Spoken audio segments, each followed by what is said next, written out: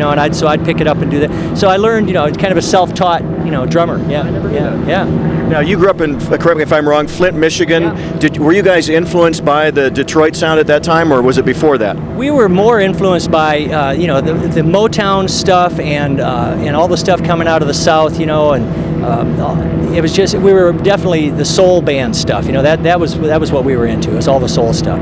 And, you know, that was one of the songs we covered later on, was Some Kind of Wonderful, which is an old Soul Brother Six song, you know, it's great. Great choice. Was that a big step for you to cover? Like when, okay, I bought all the albums when you first started out. The amazing thing to me was, at the time, and again, correct me if I'm wrong, but the press, Rolling Stone, everybody wasn't even playing you on the records, but you guys had such big following among people like me that were buying your albums, and there were, it seemed like, riots wherever you guys played. You know, we really built up a following by playing live shows. That was our big thing. And thanks to FM underground radio back then, you could, you know, as we were traveling around the country, we could go into stations at midnight, you know, and sit down and play the, you know, play the album, and we would build up a following like that. And before you knew it, we had a following all across the country, except in places like New York and Los Angeles and Chicago, because we weren't playing those markets. We were playing smaller markets, and I think that the bigger markets kind of got a little upset that, you know, here we made it out there, you know, before they had a chance to say, oh, we like you, you know, especially Rolling Stone magazine and stuff. You know, they didn't want to accept us at first, you know, and it kind of played, you know, into our favor. It made a controversy, you know, and this is the band the critics hate, you know, but the people love them.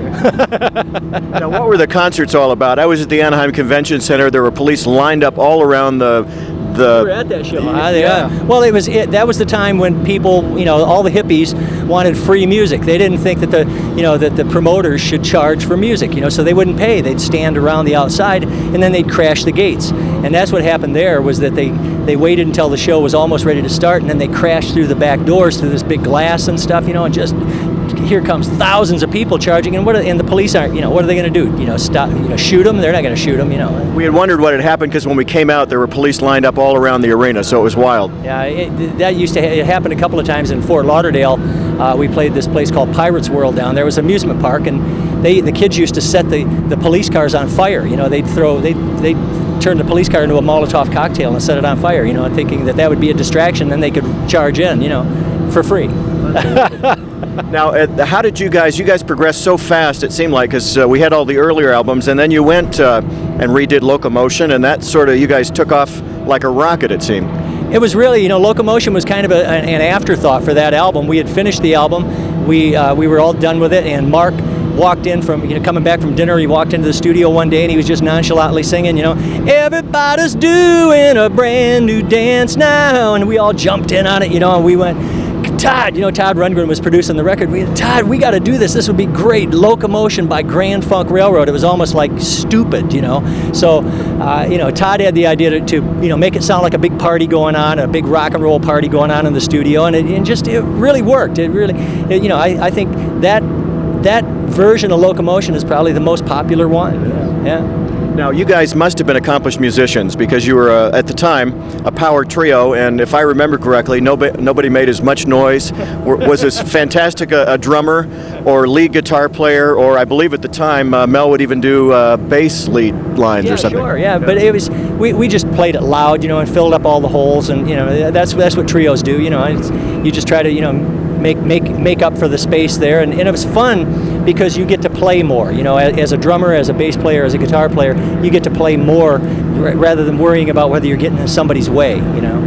What was the adulation like? Because I was there, and you guys were it. I mean, you were everywhere. You were on billboards, you were in magazines, causing riots. What was that like being on? It was pretty overwhelming. We were lucky that we stayed, you know, with our families in Flint, Michigan, and we didn't move off to New York or Los Angeles and kind of fall into the, you know, to that kind of a scene.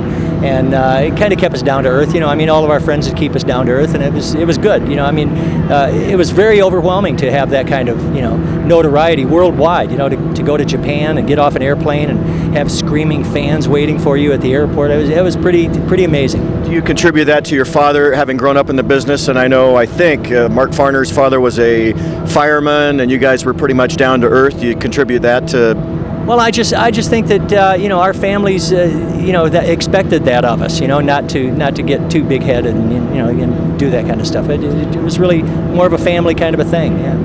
What about, can you give me a story on We're an American Band? Love the drum lead in that. Was that just, did that just come to you, or how did that come about? Cowbell. Well, we worked on it for a few days and tried to figure out, what. First there wasn't any drum intro, and then all of a sudden it was, well, let's do a drum intro. Oh, and I think Mark said, oh, it's got to be a cowbell, So I started with the cowbell thing, and then worked up, into this deal where it's, I was always big on using my right foot all the time, making it sound like I was playing double-footed, but it was a single foot, So that's kind of where that came from, It's kind of a signature thing that I do, and it's just the whole thing with American Band was we were touring for the Phoenix album, I think it was, and we were being sued by our former manager, and we had a lot of crap going on, and we were traveling around from town to town, and I saw what I saw. We would come to town, and it was like, all right, come on down to the party. I felt like that's where that first line came from in the song is, we're coming to your town, we'll help you party it down, and that's what I thought of first for the song,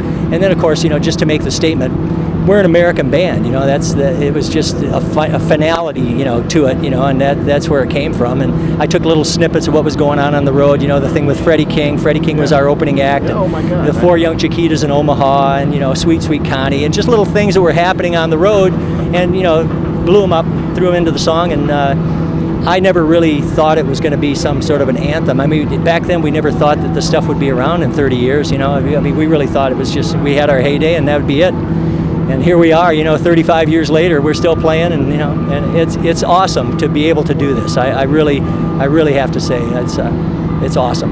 What is it like the second time around? I mean, you look really young, and is this the music that's done it to you? Being around the music, or what is it? It's doing what you like to do. I think I mean being able to make a career out of what you love to do. That's what everybody's dream is. So that's what I love. And so the second time around, you're able to handle all the big venues, and it's a whole different thing than what it was when we in the 70s. We were a new band and a hot band, and music meant a whole different thing then to that generation than it does now. Now I know it's nostalgia, but it's great to walk out on stage and see kids and parents and grandparents, and everybody knows. I start singing, I don't need a whole lots of money, I don't need a big fine car. Pretty soon the audience is singing the words louder than I am, and to have generations know your music is just that, it's a terrific feeling. So you don't have to work to